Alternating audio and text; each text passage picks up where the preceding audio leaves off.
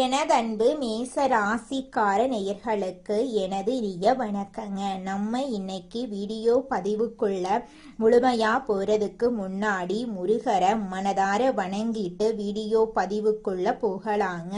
ஓ முருகா போற்றி, ஓ முருகா போற்றி, ஓ முருகா போற்றி, எனைக்காக்கும் முருகனே போற்றி. நல்லதே நடக்கும், நல்லது மட்டும்தான் நடக்கும். ஆரம்பத்தின் அடையாளம் ஆற்றலின் உருவம், அதுதாங்க நம்மளோட மேசம். துணிச்சலோடு முன் செல்றது இவங்களோட ஸ்டைலா இருக்கு. யாரையும் காத்திருக்க வைக்க மாட்டாங்க, யாருக்காகவும் இவங்க காத்திருக்க மாட்டாங்க. தங்களுக்கான பாதைய தாங்களே உருவாக்கக்கூடியவங்களா இவங்க இருக்காங்க. வெற்றி இவங்களுக்கு ஒரு இலக்கல்ல, அது இவங்களுடைய இயல்பா இருக்குங்க. நம்மளுடைய மேச ராசிக்காரர்களுக்கு 2026ஆம் ஆண்டு ஏப்ரல் 14ஆம் தேதிக்கு பிறகு விசுவ வருஷ புத்தாண்டு ஒரு முக்கியமான காலகட்டமா இருக்குங்க. இது வாழ்க்கையில ஒரு புதிய அத்தியாயத்தை எழுத போகுது. ஏழரை சனியின் தாக்கம், குரு மற்றும் ராகு கேது பயிற்சியால ஏற்படும் மாற்றங்கள், ஒரு பெண்ணின் மூலம் வாழ்க்கையில ஏற்பட போகும் திருப்புமுனை, தொழில் மற்றும் பொருளாதார நிலை, ஆரோக்கியம், ஆன்மீகம் போன்ற பல்வேறு அம்சங்களை பத்தி இந்த வீடியோல நம்ம விரிவா தெரிஞ்சுக்க போறேங்க.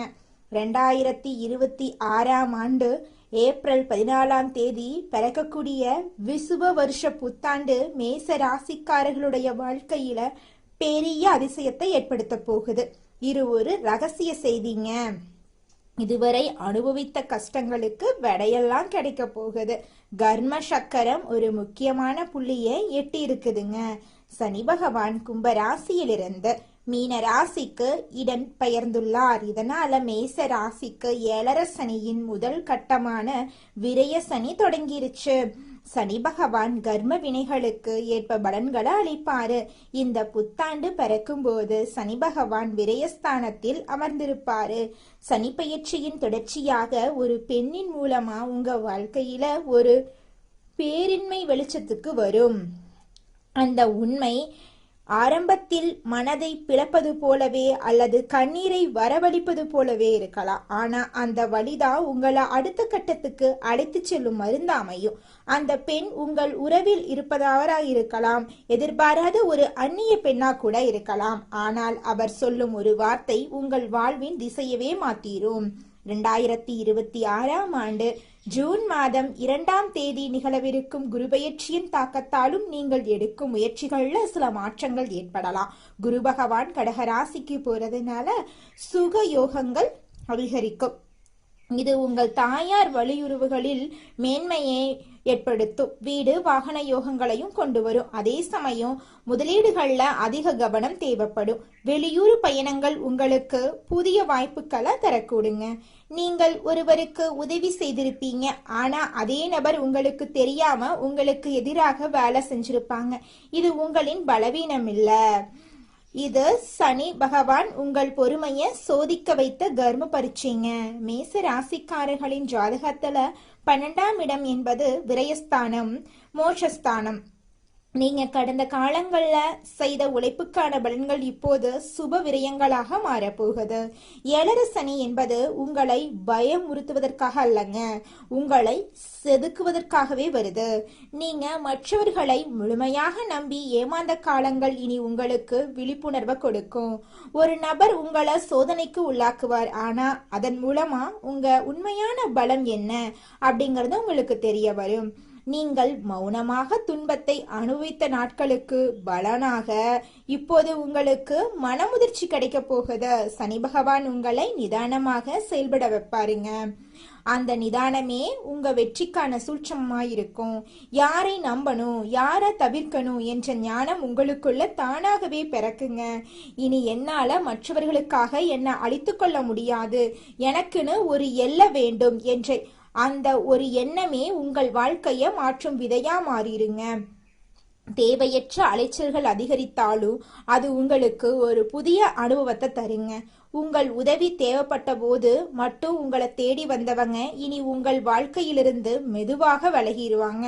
இது உங்களுக்கு ஒரு இழப்பாக தெரிந்தாலும் உண்மையில விரயசனி உங்கள் வாழ்க்கையிலிருந்து தேவையற்ற மனிதர்களை அகற்றும் பாதுகாப்பு வளையமா இதை பார்க்கணுங்க.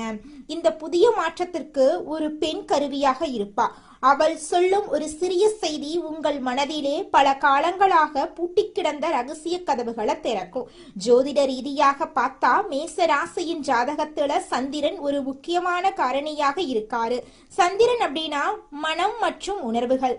அந்த பெண் உங்கள் மனதுக்கு கண்ணாடியா திகழ்வாள். காதலில் இருக்கும் மேசராசிக்காரர்களுக்கு இது ஒரு தெளிவான காலகட்டமா இருக்கு. நீங்கள் நேசிக்கும் நபர் உங்கள் அன்புக்கு தகுதியானவரா அல்லது உங்களை பயன்படுத்திக் கொள்கிறாரா என்ற உண்மை இப்போது உங்களுக்கு தெரிய வருங்க. திருமண வாழ்க்கையில் இருக்கிறவங்களுக்கு இதுவரை சொல்லப்படாத பல இயக்கங்கள் இந்த ஆண்டின் நடுப்பகுதியில வெளிப்படையா பேசப்படும். கணவன் மனைவி இடையே சிறு கருத்து வேறுபாடுகள் வரலாம். ஆனா ஜூன் மாதத்துல குரு பகவான் 4ஆம் இடத்துக்கு வரும்போது ஏற்படும் ஒரு திறந்த மனதுடனான பேச்சு உங்கள் உறவுல இருக்கக்கூடிய அழுக்குகளை நீக்கவே வருங்க. தொழில் மற்றும் வியாபாரத்தை பொறுத்தவரை மேச ராசிக்காரர்கள் முதலீடுகள்ல மிகவும் கவனமாக இருக்கணும். விரயசனி என்பதால தேவையற்ற செலவுகள் வந்து சேரும். புதிய தொழில்களை தொடங்கும் போது ஒரு முறைக்கு 2 முறை யோசிக்கிறது நல்லது. ஜூன் மாசத்துக்கு பிறகு மறைமுக லாபங்களும் தொழில் ரீதியான முன்னேற்றங்களும் கிடைக்க வாய்ப்பிருக்கு. கூட்டு தொழில இருக்கிறவங்க தங்கள் கூட்டாளிகளுடன் வெளிப்படையான தன்மையை கடைபிடிக்கிறது ரொம்பவும் நல்லதுங்க. பொருளாதார ரீதியாக நீங்க சில நெருக்கமானவர்களை சந்திக்க நேரிடலாம். எதிர்பாராத மருத்துவ செலவுகள் இல்லைன்னா தேவையற்ற பயண செலவுகள் வரலாம். அதனால பணத்தை சேமிக்கிறதுல அதிக ஆர்வம் காட்டணுங்க. யாருக்கும் ஜாமீன் கையெழுத்து போடுவதையோ பெரிய அளவுல கடன் கொடுப்பதையோ முற்றிலுமா நீங்க தவிர்க்கணுங்க. உங்க வாழ்க்கையில ஒளிந்திருக்கும் மறைமுக எதிரிகளை இறைவன் இப்போ உங்கள் கண்ணுக்கு முன்னால நிறுத்துறாருங்க. ஆண்டின் இறுதியில டிசம்பர் 5ஆம் தேதி நிகழப்போகிற ராகு கேது பெயர்ச்சி உங்க வாழ்க்கையில ஒரு மிகப்பெரிய அதிரடி மாற்றத்தை கொண்டு வரும். ராகு பகவான் உங்க ராசிக்கு 10ஆம் இடமான மகரத்துக்கு, கேது பகவான் 4ஆம் இடமான கடகத்துக்கும் பெயர்ச்சியாகிறாரு. 10ஆம் இடத்து ராகு என்பது தொழில ஒரு பிரம்மாண்டமான வளர்ச்சியை தருங்க. ஆரோக்கியத்தை பொறுத்தவரை உங்கள் உடல் பலத்தை விட மனபலத்தை நீங்க அதிகம் கவனிக்கணுங்க. மேசராசி பெண்களுக்கு இந்த வருடம் ஒரு புதிய பாடத்தை கற்றுத்தரும். உங்க ஆசைகளை நிறைவேற்றிக் கொள்ள நீங்க போராடுவீங்க. இதுவரை குடும்பத்துக்காக உங்களை அர்ப்பணித்த நீங்க இனி உங்களுக்காகவும் நேரத்தை செலவிட தொடங்க போறீங்க. மேசராசி ஆண்களுக்கு ஒரு முக்கியமான எச்சரிக்கை இருக்கு. தன்னம்பிக்கை அவசியம் இருக்குங்க, தேவைப்படுதுங்க. அது புடிவாதமாகவோ தலைகணமாகவோ மாறிடக்கூடாது. உங்களோட தன்னம்பிக்கை மற்றவர்களின் ஆலோசனைகளை கேட்டு செயல்படுறது 7.5 சனி காலத்துல உங்களுக்கு பாதுகாப்பா இருக்கும். அவசரப்பட்டு பெரிய முதலீடுகளை செய்யாதீங்க. தெரிந்தோ தப்பு செய்யறவங்களுக்கு துணை போயிடாதீங்க. உங்க ரகசியங்களை யார்கிட்டையும் முழுமையா பகிர்ந்துராதீங்க. கஷ்டங்கள் வந்தாலும் அதை கண்டு அஞ்சக்கூடாது. நீங்க ஒவ்வொரு கஷ்டமும் உங்களுக்கு ஒரு பெரிய பாடத்தை கற்றுத்தருங்க. உங்கள் நம்பிக்கை தான் உங்கள் ஆயுதம். அந்த ஆயுதம் எப்போதுமே கீழே போடக்கூடாது. சனிக்கிழமைகள்ல ஆஞ்சநேயர் வழிபாடு செய்யறது ரொம்பவும் அவசியங்க. தினமும் உங்க வீட்டுக்கு பக்கத்துல இருக்கக்கூடிய ஆஞ்சநேயர் ஆலயத்துக்கு போயிட்டு ஆஞ்சநேயர் கிட்ட உங்க வாழ்க்கையில இருக்கக்கூடிய நிறை குறைகளை சொல்லிக்கிட்டு வாங்க. கூடிய விரைவில் உங்க வாழ்க்கையில இருக்கக்கூடிய அனைத்து துன்பங்களும் காணல் நீரா கரைஞ்சு போயிரும். உங்களுடைய எண்ணம் போல உங்க வாழ்க்கையில நல்லது மட்டும்தாங்க நடக்கும். கெட்டது அப்படிங்கிற பேச்சுக்கெல்லாம் துளி கூட இடம் கிடையாதுங்க. ஓம் முருகா போற்றி, ஓம் முருகா போற்றி, ஓம் முருகா போற்றி. அடுத்ததாக நம்முடைய மேசம் ராசியில் இருக்கக்கூடிய ஒவ்வொரு நட்சத்திரக்காரர்களுக்கும் இந்த மாதம் எப்படி அமைஞ்சிருக்கு அப்படின்னு தெரிஞ்சுக்கலாங்க. நம்மளோட மேசம் ராசியில் இருக்கக்கூடிய முதலாவது நட்சத்திரம் அஸ்வினி. உங்களுக்கு இந்த மாதம் எப்படி அமைஞ்சிருக்கு அப்படின்னு தெரிஞ்சுக்கலாங்க. இந்த மாதம் உறவினர்கள் வகையில தவிர்க்க முடியாத சுப செலவுகள் நீங்க சுமக்க நேரிடலாம். அதை கண்டு நீங்க அச்சப்படக்கூடாதுங்க. முக்கியமான பயணமும் முக்கிய பிரமுகர்களின் சந்திப்பும் உங்க வாழ்க்கையில இந்த காலகட்டத்துல உண்டாக போகுதுங்க. அந்த சந்திப்பு உங்களோட எதிர்காலத்துக்கு நல்ல ஆசீர்வாதமா இருக்க போகுது. சிலர் கூட்டு முயற்சிகள்ல லாபம் தேடலாம். சிலர் குடும்பத்தினரோடு கூட்டு தொழில் செய்து தொழிலில் லாபம் பார்க்கலாம். உங்களோட குடும்பத்தில் இது நாள் வரைக்கும் தடைபட்ட அனைத்து காரியங்களுமே இனி வரக்கூடிய காலங்களில் தங்கு தடையின்றி இனிதே நடைபெறப் போகுது. உங்கள் கையில் பணப்புழக்கம் அதிக அளவில் இருக்க போகுதுங்க. அடுத்ததாக நம்மளோட மேசம் ராசியில் இருக்கக்கூடிய நட்சத்திரம் பரணி. உங்களுக்கு இந்த மாதம் எப்படி அமைஞ்சிருக்குன்னு பார்க்கலாங்க. இந்த மாதம் ஆரோக்கியம் நல்ல விதமாக இருக்க போகுதுங்க. தொழில், வேலை, உத்தியோகத்தில் வெற்றி ஏற்படும். சேமிப்பு அதிகரிக்குங்க. உங்கள் உழைப்பும் நம்பிக்கையும் உங்களுக்கு முழுமையான பலனையும் திருப்தியையும் தேடித்தரப்போகுது. எதிர்ப்பும் இடையூறும் ஒருபுறம் இருந்தாலும் உங்களின் தன்னம்பிக்கையாலையும் தைரியத்தாலையும் நீங்கள் போராடி வாழ்க்கையில் வெற்றி பெற போறீங்க. உங்கள் வாழ்க்கையில் இது நாள் வரைக்கும் இருந்த அனைத்து பிரச்சனைகளுக்கும் படிப்படியாக தீர்வு கிடைக்க போகுது. உங்களுடைய ஆசைகள் கனவுகள் எல்லாமே நிறைவேற போகுதுங்க. உங்களோட வாழ்க்கையே சொர்க்க வாழ்க்கையாக மாறப்போகுதுங்க. அடுத்ததாக நம்முடைய மேசம் ராசியில் இருக்கக்கூடிய நட்சத்திரம் கார்த்திகை 1ஆம் பாதம். உங்களுக்கு இந்த மாதம் எப்படி அமைஞ்சிருக்குன்னு பார்க்கலாங்க. இந்த மாதம் கடமைகளை காப்பாற்றுவீங்க. பொருளாதாரத்தில் பிரச்சனை இருந்தாலும் உங்களுடைய முயற்சியின் மூலமாக பொருளாதாரத்தில் நல்ல விதமான மாற்றங்கள் வரும். உங்களுடைய குடும்பத்தில் சுபகாரியங்கள் நடக்கும். உங்கள் குடும்பத்தில் இது நாள் வரைக்கும் இருந்த அனைத்து பிரச்சனைகளும் இனி வரக்கூடிய காலங்களில் காணல் நீராக கரைஞ்சு போகுது.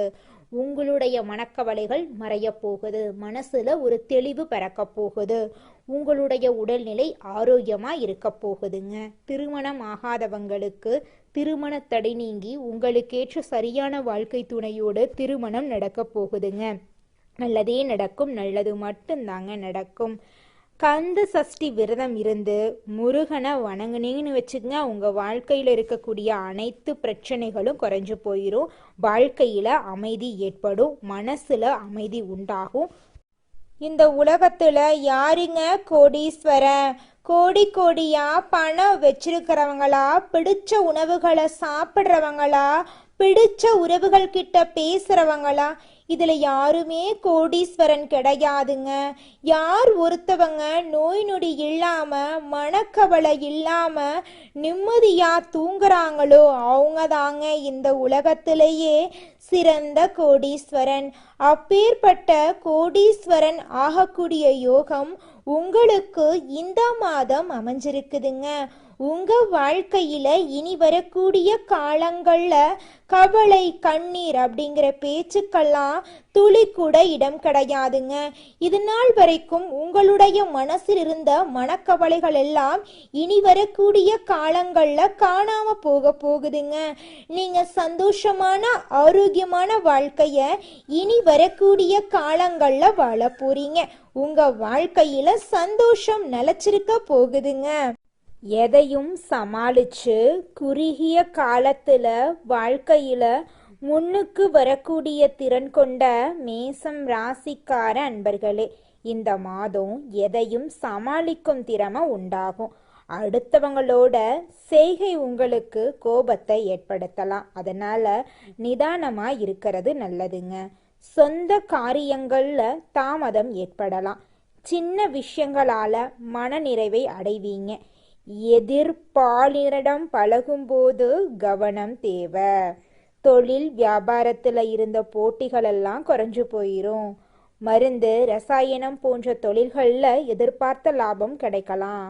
உத்தியோகத்தில் இருக்கிறவங்க அலுவலகம் தொடர்பான காரியங்களில் ஈடுபடும் போது அவசரப்படாம நிதானமா செயல்படுறது காரிய வெற்றியை உண்டாக்கும். எளிதில் மற்றவங்களோட பழக போறீங்க. குடும்பம் தொடர்பான கவலைகள் எல்லாம் ஏற்படும். அதை கண்டு நீங்க அச்சப்படக்கூடாது. குடும்ப செலவை சமாளிக்க பணவரத்து இருக்கும். எதிர்பார்த்த உதவிகள் கிடைக்கும். மனசுல ஆன்மீக எண்ணங்கள் ஏற்படும். வாழ்க்கை துணை மூலமா மகிழ்ச்சி உண்டாகுங்க. உறவினர்கள் நண்பர்கள் மத்தியில உங்களோட மதிப்பு மரியாதையும் கூடும். பெண்களுக்கு அடுத்தவங்க செயல்களால உங்களது கோபத்தை தூண்டுவதா இருக்கலாம். அதனால நிதானமா செயல்படுறது உங்க வாழ்க்கைக்கு நன்மை தருங்க. எந்த பிரச்சனையையும் சமாளிக்கும் திறமை உங்களோட மனசுல கூட போகுது. கலைத்துறையினர் நன்மை தீமை பற்றிய கவலை இல்லாம எதையுமே செய்ய முற்பட போறீங்க. நட்பு வட்டத்துல நிதானமா பழகிறது நல்லதுங்க. உற்சாகமா இருப்பீங்க. டெக்னிக்கல் சார்ந்த துறையில நல்ல பேர் உங்களுக்கு கிடைக்கும். அரசியல் துறையினர்களுக்கு எதிலுமே வெற்றி கிடைக்கும். செயல்கள்ல வேகம் உண்டாகுங்க. புத்தி சாதுரியத்தால அறிவும் திறனும் அதிகரிக்கும். எதை செய்வது எதை விடுவது என்ற மன தடுமாற்றம் ஏற்பட்டு பின்னர் நீங்கிருங்க. எதிர்பார்த்த பணவரவு தாமதமா உங்க கைக்கு வந்து சேருங்க. திடீர் சோர்வு உண்டாகும். மாணவர்களுக்கு கல்வியில இருந்த போட்டிகள் குறைஞ்சு போயிரும். எதையும் அவசரப்படாம நிதானமா செய்யறது தாங்க உங்க வாழ்க்கைக்கு நல்லது. குலதெய்வம் எங்கேயோ இருக்குது, என்னமோ இருக்குது அப்படிலாம் நீங்க நினைக்க வேண்டாங்க. நீங்க எங்கிருந்தாலும் ஒரு தீபம் ஏத்தி வச்சு அந்த தீப ஒளியில தெய்வங்கள் இருக்கிறாங்க அப்படின்னு நினைச்சு வழிபாடு செய்யுங்க. குலதெய்வமே தெரியாவிட்டாலும் வீட்டுல தீபம் ஏற்றி வச்சு ஏதாவது ஒரு நல்ல நாள்ல குலதெய்வத்தை நினைச்சு வழிபாடு செய்யுங்க. குலதெய்வ வழிபாடு குலம் காக்குங்க, குலம் தலைக்கும். முதல்ல குலதெய்வம், அப்புறம் இஷ்டப்பட்ட தெய்வம், அப்புறம் உங்களுக்கு விருப்பப்பட்ட தெய்வங்க. எந்த கோயிலுக்கு போனாலும் என்ன பண்ணாலும் ஏற்றமில்லை அப்படின்னு நீங்க சொல்லுவீங்க. தினமும் எந்திரிச்ச உடனே சூரிய பகவான நமஸ்காரம் பண்ணுங்க. அவங்களுடைய அனுகிரகம் இருந்தா போதும். மற்ற கிரகங்கள் எல்லாம் சாதகமா இல்லைனா கூட பரவாயில்ல, அந்த சூரியனுடைய பிரகாசம் உங்க வாழ்க்கையவே பிரகாசமா மாத்திருங்க. அந்த வெளிச்சம் உங்களை வந்து சேருங்க. உங்க வாழ்க்கையில் இருக்கக்கூடிய கண்ணீரெல்லாம் கரைஞ்சு போயிருங்க.